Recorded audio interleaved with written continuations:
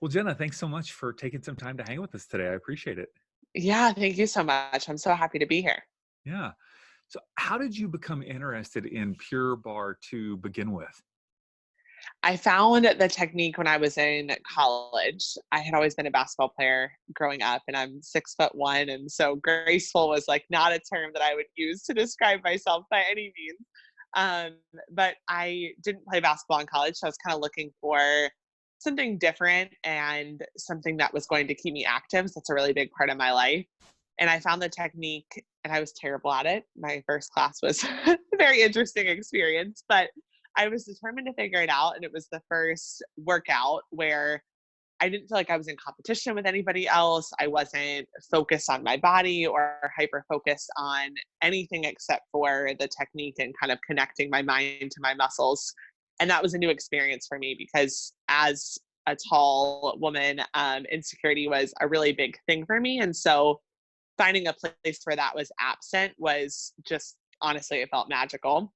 And so I kind of dove into it in college, fell in love with it. I became good friends with the owner and started to talk about the business side of things. And I decided to apply to be a franchisee during my senior year of college. So I'm only 23 now, but I was 20 when I became an owner. And I kind of did like that real estate process while I was finishing school. And I was just sure that it was something that I wanted to share. And it just felt very right to me for that to be my first step into the professional world. So Wow. Okay, I want to yeah, back up for just a minute because yeah. you keep using this word technique. I've never been to a Pure Barre class. I have friends that go.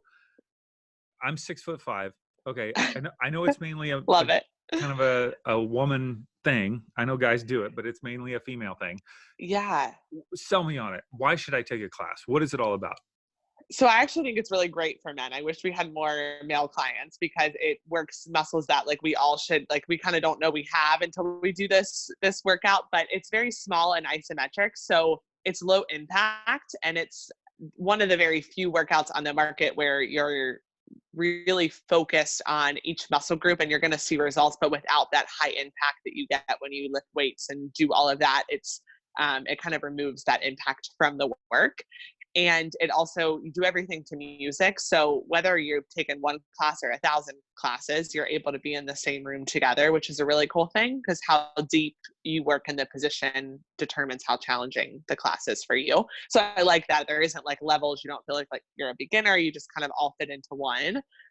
But I think the best part about it is the fact that you are able to see such big results from such small ranges of motion and that it's really great. I mean, I have clients that are 18 years old and clients that are 85 years old. So it's just kind of a beautiful thing to see it span across so many levels because that's really hard for a fitness technique to do.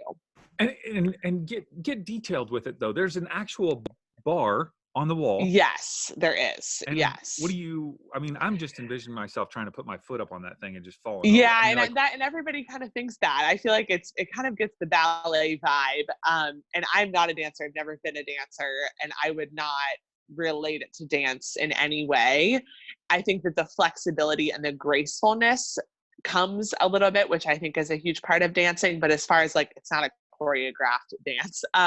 It's more strength movement. And the best way I can describe it is you're focusing on the contraction. So if you're curling your bicep, you're focusing on squeezing your bicep, and whatever movement happens from that squeeze is the reaction to the contraction. So unlike a lot of other workouts where you're focused on the big range, it's more how tight can I squeeze this muscle?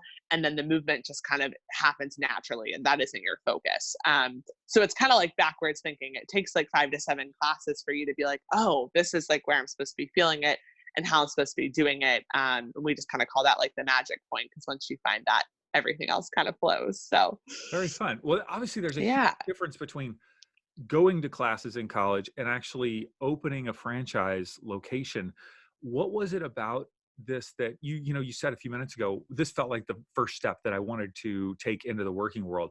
Like, what was it about opening a franchise that really attracted you? Um, my parents are business owners. They don't own a franchise. It's a family owned company, but I grew up with that mindset. So I think the being a business owner thing didn't scare me. But On the other hand, I never really saw myself owning a franchise. What I liked about Pure Barre is we also double as a high-end retail boutique. So it's two incomes underneath one roof, which is huge. And so that to me was kind of like the biggest plus, I think, is that I was able to kind of do both sides. And I was also connected enough to know the numbers and know what the studio was able to produce and kind of the revenue. I had a good guesstimate. So it felt like a safe financial choice at the time Yeah. too. So you say safe financial choice, but I'm envisioning you're a college senior. Like, how did you, and you don't have to get into the details if you don't want to, Yeah. but yeah, people like details. Like, how did you pull this off financially? Did you have income saved, or like, you know what I mean? How does that work? Yeah. Well, I'm a pretty open person. I believe in order to connect, we have to be vulnerable. So I was grateful in the respect that I had investment money. So I had money that was invested in stocks that had been in stocks since I was a little girl. It was money that I, couldn't touch until I graduated college. So that was what funded the initial investment. There was about enough in that to open a location. It was still a very scary choice because when you're when you're that age and there's that amount of money, I could have used it for a lot of things. So making the decision to invest it in myself was scary. But I also felt as though it was the right time to make that decision because I didn't have anyone depending on me except for me. So I felt as though if I failed, I was only failing myself. So I think that helped Mm. my mindset a little bit in taking the leap, both financially and otherwise. What's interesting that you've said is two big things that set you up to win. I'm looking at is one, your parents were already business owners. What kind of business do they own, if you don't mind? No, not at all. They own a cabinet and millworking company in Pennsylvania called Fine Line Cabinets. Okay. So you already had that background of kind of this entrepreneurial, like I could own a business kind of thing, which Yeah. a lot of people don't have. Like I didn't grow up with that. Like my parents were steady 8 to 5. My dad worked for the government for, his whole life. My mom was like an administrative assistant or worked in banking and loans. I mean, that is just like, that's a huge gift to have that. And then the second thing is that your parents or family had set you up to win with some investments early on.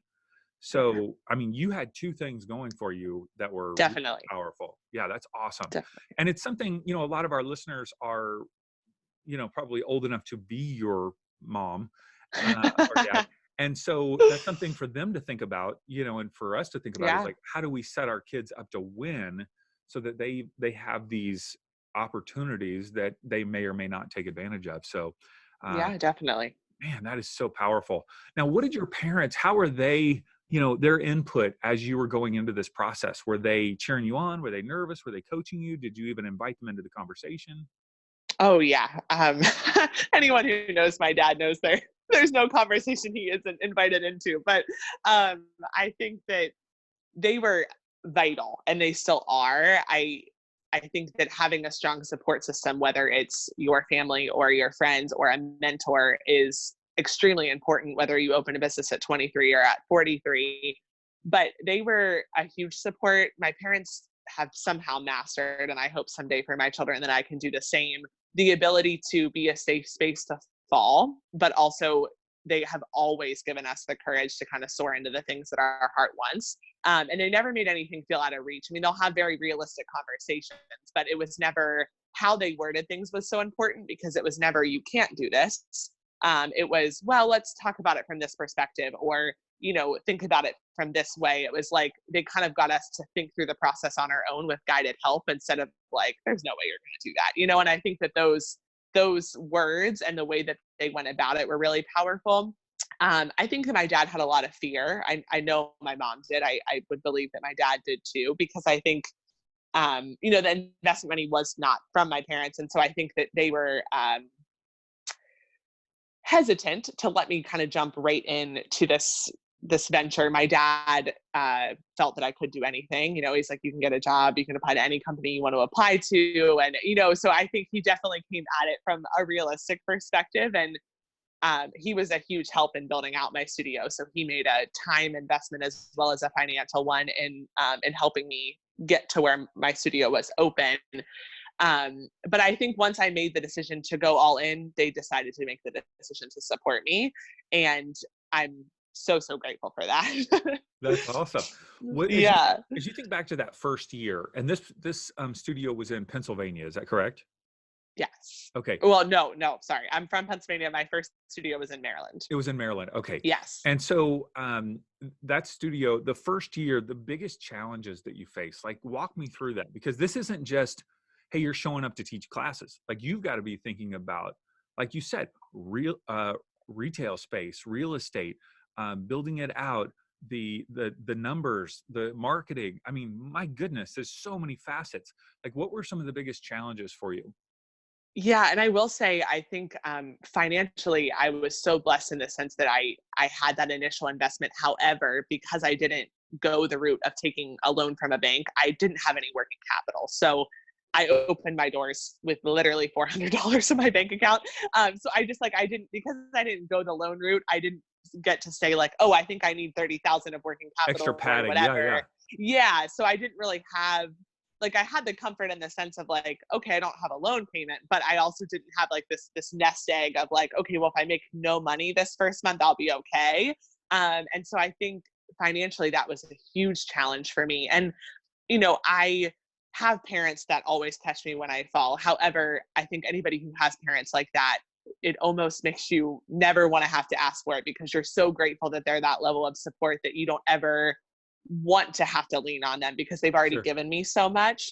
And so, I knew in the back of my mind, like, yes, they'll be there, but that was not something that I wanted to rest into because I wanted this to be successful. So navigating that money mindset in the beginning was huge. And it still is. I think money is something that we work through and it ebbs and flows as we evolve. But that was definitely a huge challenge for me. And also just being in a town that I had really only been to a few times. I didn't know anyone. And so making those connections with local businesses and finding the right people and marketing from a place that was like telling my story so that people would connect to me and connect to my why behind what I was doing. Hmm. Doing that in a town you've never really been to is a challenge for sure. And why did you choose that location? Obviously, that was a place that was available in terms of the franchise, but like, why Yes. Maryland? My original decision when I first applied to be an owner was for State College, Pennsylvania, which is close to my hometown. State College has very little real estate available. At least it did at the time that I was searching, and so it was looking like it was going to be a 1 to 2 year wait if I decided to go that route. And construction in and of itself takes a few months, and I just made the decision to transfer markets.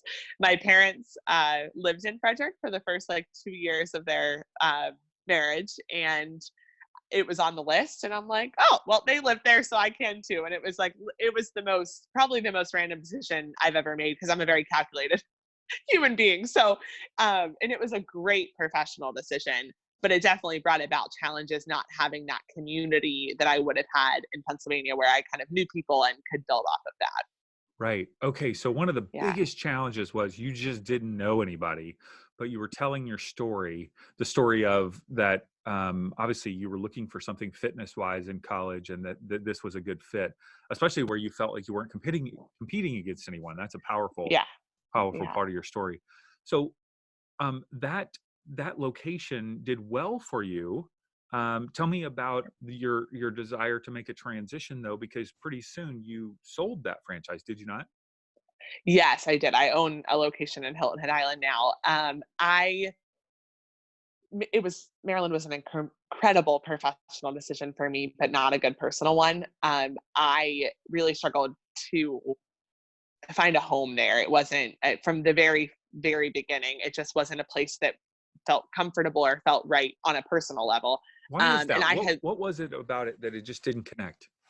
I grew up in a really small town. I went to college in a really small town, and then I was running a business in between two major cities. Like I was in the middle of DC and Baltimore. So it was just so different from anything I had ever known. And I think I was navigating so much of things that I have never known. And so to do that both professionally and personally at the same time was a lot. And I had lived in Hilton Head Island for about 6 months while my Maryland studio was under construction. We've always vacationed here. It's kind of like my second home.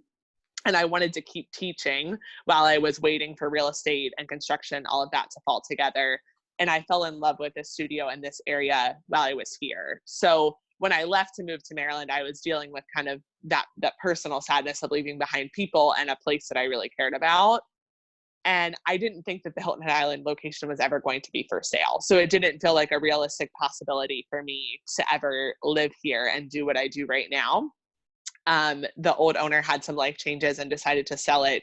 I found out in July. So my studio opened in March of 2018. I found out in July of 2018 that she was going to sell. And it was just a full body yes. Like, I didn't know if I was going to be able to sell my studio, if I was going to be able to make it happen. And I know that as far as brick and mortar businesses, I'm a one business girl. I give it my entire heart. And it's important to me that my clients see my face on a daily basis. So having two locations was not something I was interested in, nor something that I could have financially done. And my business was demanding so much of me in Maryland that I wasn't sure I was going to be able to sell it. I hadn't looked. I have a bookkeeper who is a lifesaver, and she was kind of handling that part so that I could be present in my business. And I really didn't know what I was making. I was paying the bills and I knew that, but I didn't really know. I knew classes were full, but I just wasn't paying. I've never been a super financially focused person in general. Mm-hmm. So I just wasn't too worried about if I was like rolling in it or not. And so I had a conversation with her and she's like, Jenna, you can sell your business and probably for double what you put in. Wow. And that was like news to me without a doubt. And also just reassurance that this might have just been a chapter, when in reality, when I went into Maryland, I was looking at it like it was a forever. Because I mean, when you open a brick and mortar business, you feel like you're signing your life away. Sure, So sure. it was kind of, it was a personal and professional. I felt like they were playing tug of war with each other. Hmm. So the decision was a tough one, but the ability to double my investment and fund the purchase of Hilton Head is kind of what made the decision for me. Hmm.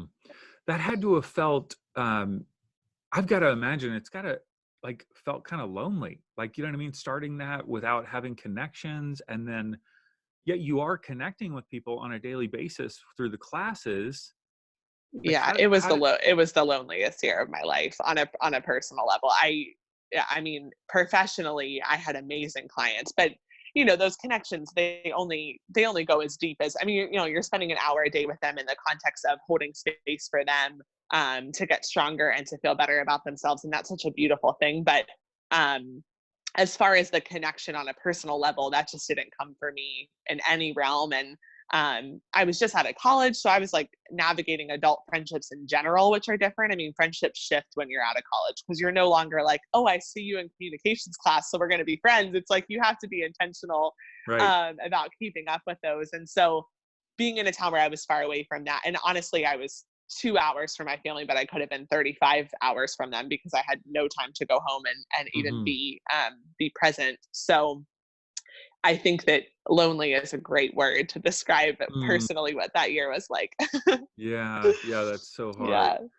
Yeah. So how has the experience at Hilton Head been different than it was in Maryland? You know what I mean? Like, what when you bought, and how many months have you been there? I took over January 3rd, so Of not quite a year. 2019. Yeah. Yes. Okay, Yeah. so um my goodness, you went through the whole sales process at 22, 23 years old. You're selling a business. It's so powerful. But Thank you you. got the support of your family, which is great. How is this new location different? Like, how do you feel different? How have you approached it differently? Tell me about that. My mindset's different. I think when we're living a life that's in alignment to us, we show up in all aspects of our life as a better human being. So I feel more centered here, and it's always been that way. But I'm very sensitive to energy, to places. I've been that way my whole life. Like, I'm just a sensitive person, and so I think being somewhere where I feel safe and comfortable it's just something that's very important to me. I have friends that can be anywhere and just be like totally, good and cool. And I've just like never really had that skill. So I think this place in general brings out a really good side of me. But as far as owning a business, I think I thought it was going to be easier to take over an existing business than it was to open one from the ground up. And the best way I can explain it is when you open a business, it's your book. You're opening a blank page, you're illustrating it however you want to, as beautifully as you want to, and you get to tell it from the very first page. So any mistakes, all of them are yours. And so you know them very detailed. And so taking over a business that's existed, the business was 4 when I took over, it's like I'm rewriting. So I'm going back to that rough draft and I'm figuring out how to, rewrite sentences in a better way. And, I think anybody who's a writer or does anything, it's like when you go back and try to redo something, it's harder than just doing it the first time and kind of making those mistakes. So it was more challenging for me as far as how I do my daily job, taking over an existing business than it was opening one from the ground up. And that was something that surprised me. Yeah. I didn't think it was going to be that way. And that surprises me because I would assume that franchises are run pretty similarly, but you're saying there are different elements, whether it's marketing or customer service or. Oh yeah. And I mean, our franchise in particular, just because we're a fitness studio, I mean, I went from owning a studio that was in the middle of 2 really big cities where memberships that were monthly were consistent to a studio that is on fire from Memorial Day to Labor Day. And then it's like, we're just totally chilled out for the rest of the year. And our monthly memberships are a quarter of what they were in Maryland. So, it's like, it's also dependent on the market too. It's not even so much the ownership as it is just the switch in location. And also, clients knowing things being done one way since it's existed to, well, I'm going to do it differently just because I'm a different person, Sure. So, yeah. Now, what percentage of your individuals that are your clients are monthly, like you said, versus tourists that are coming in for a short period of time? It kind of alternates because we have a lot of people that will come for multiple months. So that's a little different than like our weekly visitors. Like we're about ready to get into that season now where we have people that will come from October to February or whatever that looks like. But I would say on an average basis, we're almost always more tourists and more specialty visits than we are local clientele.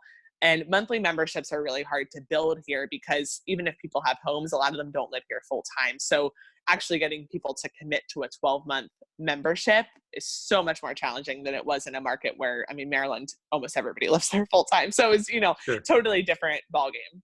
Yeah. And the people that are the tourists, they find you just through going on the Pure Barre website, or do you also market in places where tourists would find out about you? Yeah, Instagram is like that's our bread and butter. Yeah. It's Really?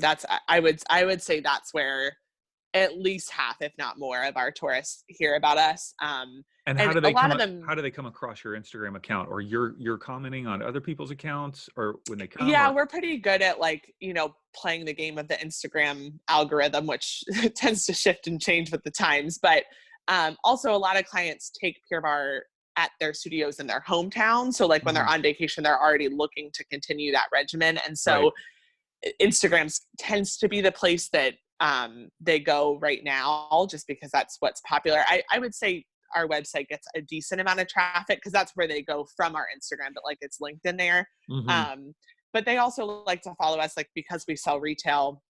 I have like a business through Instagram almost of people that don't live here that want to buy our clothes that see it on Instagram because every studio carries different ones. So they follow us for different reasons. And then when they're in town, it's really easy for them to just message and say, hey, I'm in town for the week. What packages do you have? And it's more of like a comfort conversation because as you know, our times are changing. So the calling and emailing and that kind of thing is like, they'd rather just click a button and have it done. So Yeah, yeah. yeah. Now, all of this, I think about you as a risk taker. Like I just go, oh my gosh, Jenna is a huge risk taker. This is amazing. Thank you. But like, would you describe yourself as a risk taker? And is that something that has been a part of your life, over the course of your life, or is it something you've more cultivated? I don't know if I would describe myself as a risk taker. It's funny. it almost feels natural to me. Like there's a lot of people that will draw attention to my age, or at least that did, especially when I was going through the process of it all.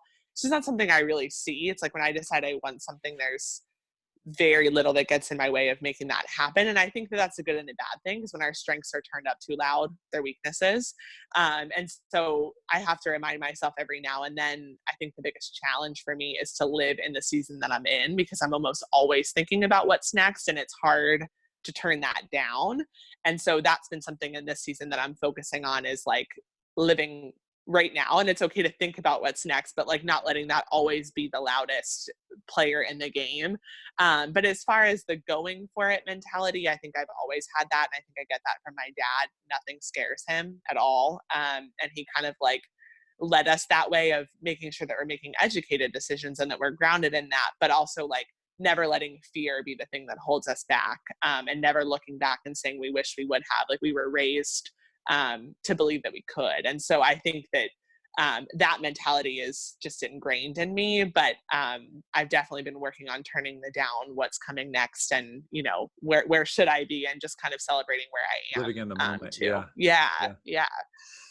So on challenging days, which I know you must have, Yeah. I don't even know what's challenging, but like you're looking at the numbers or classes or, people don't show up, whatever it is. What keeps you going? Like, how do you deal with those challenging days? How do you cope with those? My clients. Yeah. They're the why behind what I do. And I think that for me, I believe that my purpose in this world is to hold space for people to step into all that they are. I'm just a natural, like I'll have people stop me in the grocery store and be like, I don't know why I'm telling you this, because I don't know you.